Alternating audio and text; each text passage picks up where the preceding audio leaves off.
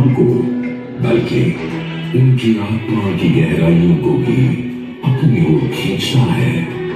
महाकुंभ क्या है वह शक्ति जो हम सबको एक सूत्र में बांधती है? उत्तर है गंगा।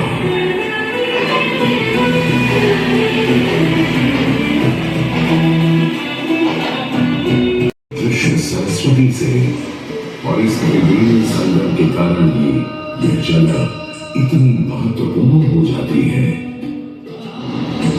गंगा के उद्गम के बारे में जो पौराणिक कथा प्रचलित है वो बड़ी ही रोचक और मनमोहक है। तो आइए क्यों न आज हम आपको गंगा अवतरण की कहानी सुनाएं, दिखाएं।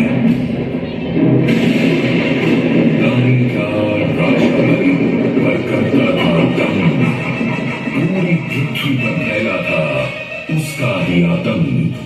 उसके आतंक को रोकने विष्णु ने धरा एक रूप, 52 अंगुल का बौना बनकर पहुंचे जहां था भूत।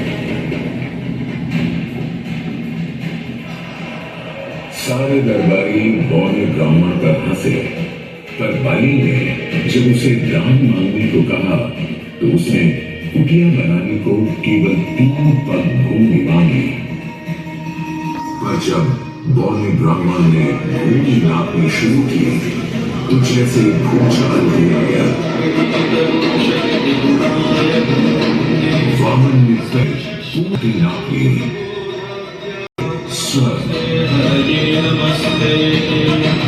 ब्रह्मा जी ने भगवान विष्णु के चरण होकर उस जल को अपनी कमरों में भर लिया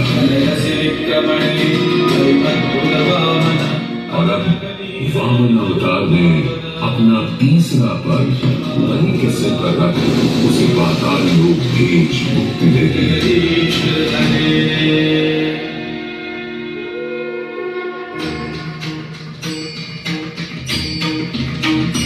अब स्वर्ग लोक में भगवान ब्रह्मा जी ने जब चरणामृत में हाथ डाला तो वहीं से निकल आई चंचल निर्मल धवल गंगा जी। पवित्रा क्यों चंचला, आज से तू मेरी पुत्री और नाम तेरा गंगा।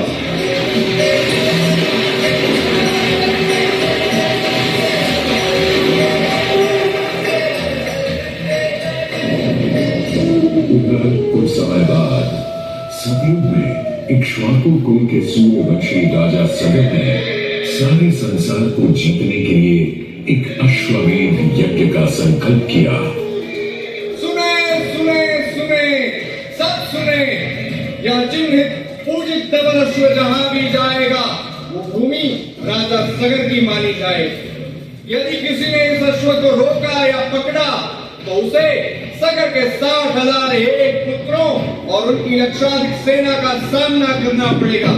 सुने अपराजेय बढ़ता जा रहा था और स्वयं में बढ़ती जा रही थी। देवेंद्र इंद्र की दुविधा डरकर वो अश्व को रोकने की युक्ति लगाने लगे। इंद्र ने राजा सगर के उस घोड़े को चुरा लिया और छल से मनुष्य कपिल के आश्रम में बांध दिया।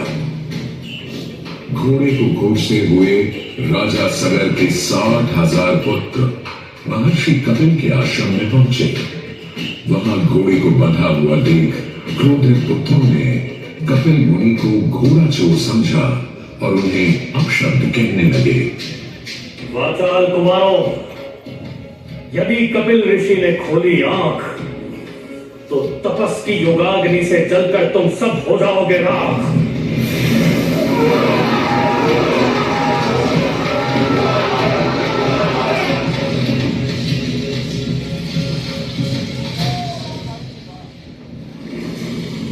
उधर सगर थे चिंतित, न अश्व का पता था न पुत्रों का कोई समाचार।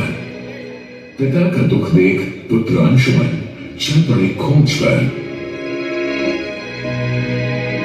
जब महर्षि कपिल के आश्रम पहुंचे तो देखा अश्व को और साथ ही अपने 60,000 भाइयों की भस्म को।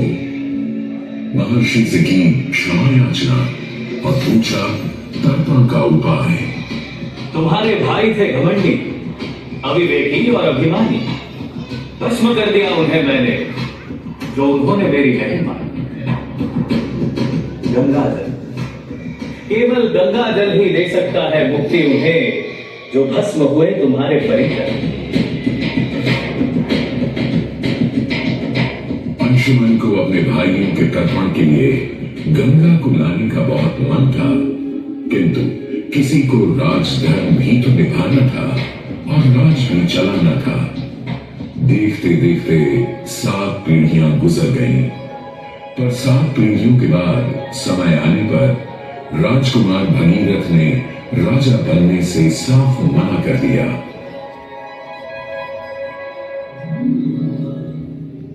क्षमा कीजिए, का बेटा ही राजा बने। मैं और फिर ब्रह्मा से गंगा को मांग कर पृथ्वी पर ले आऊं और फिर उनके पावन पवित्र जल से अपने 60,000 पूर्वजों का तर्पण करूं। वर्ष बदले, ऋतुओं की हवा बदली, नदियों के किनारे बदले, किंतु नहीं बदला भगीरथ का संकल्प। गंगा उतरा।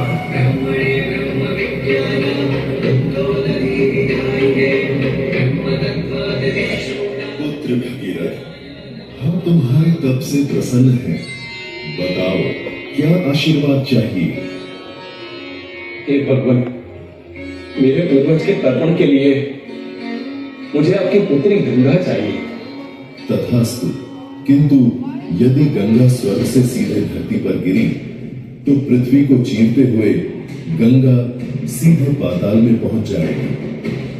इसलिए तुम भगवान शिव शंकर को मनाओ, ताकि गंगा जब स्वर्ग से नीचे उतरे तो वो उसे अपनी जटा में थाम ले। अब भगीरथ ने एक अंगूठे पर खड़े होकर भगवान शंकर को मनाने के लिए शिव शंकर का जाप शुरू कर दिया। जय मन भावन जय पतित पावन शोक नशावन शिव शंभो विपद विहारम अधम उदाहरण सत्य सनातन शिव शंभो सहज वचन हर जल नयन वर धवल वन। पुत्र, कोई भी वर मांग लो आज। जब गंगा स्वर्ग से धरती पर गिरे तब आप बीच में उन्हें अपनी जटाओं में सांध लें, नहीं तो पूरी पृथ्वी नष्ट हो जाएगी। बस इतनी सी बात? ठीक है, ब्रह्मदेव से कहो शिव तैयार है, आने दो गंगा को, आने दो। जय शिव शंकर जय करुणाकर जय जय जय करुणाकर हरे जय कैलाशी जय अविनाशी सुखराशि सुख सागर जय शशिशेखर जय करुण जय जय जय नारायण हरे जय त्रिपुरारी जय उदवारी अमित अनंत अपार जय जय जय नाम निराकार साकार हरे पार्वती हर हर शंभो पारि पारि आधार जय रामेश्वर वैद्यनाथ के नार हरे अंबिकार्जुन लोकनाथ जय महाकाल ओंकार हरे देवकेश्वर जय विश्वेश्वर भीमेश्वर जय तार हरे काशीपति श्री विश्वनाथ जय विक्रम जय जमाल हरे नीलकंठ जय भूतनाथ जय जिंदे अधिकार हरे जय शिव शंकर जय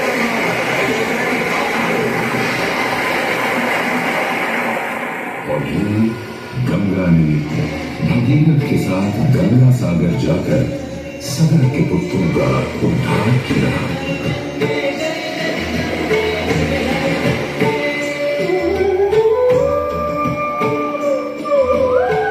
साथ ही वह भारत की सबसे महत्वपूर्ण नदी बन गई, जिसका भारत के जीवन में धार्मिक, आर्थिक, सामाजिक, ऐतिहासिक अभिदान अनंत है। हे मां गंगे हे जगदम्बे हे मां गंगे। मोक्षदायिनी गंगा का यमुना और सरस्वती के साथ त्रिवेणी संगम मोक्ष का संगम है। प्रत्येक 12 वर्षों में यह महाकुंभ का स्नान करता है सर्व सिद्धि प्रदान और देता है मोक्ष का वरदान।